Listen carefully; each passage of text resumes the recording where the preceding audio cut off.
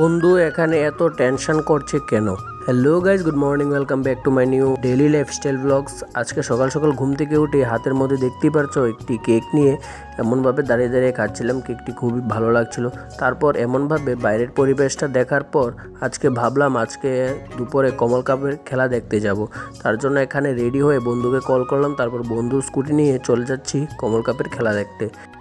সেখানে যাওয়ার আগে আমাদের পোস্ট অফিসে চলে গেলাম, কারণ সেখানে আমার একটি কাগজ আসার কথা ছিল। তো গিয়ে দেখতে পেলাম যে সেখানে আমার কাগজটা আসেনি। তারপর চলে গেলাম আমাদের কমল কাপ ক্রিকেট টুর্নামেন্টের সামনে। তারপর গ্যালারির মধ্যে গিয়ে বসারও জায়গা পেয়ে গেলাম। তো সেখানে অনেকজনই লোক ছিল, কারণ হলো আজকে থেকে স্টার্ট হয়েছে কোয়ার্টার ফাইনালের ম্যাচ। সেখানে গিয়ে শুনতে পেলাম একজন বিক্রেতা।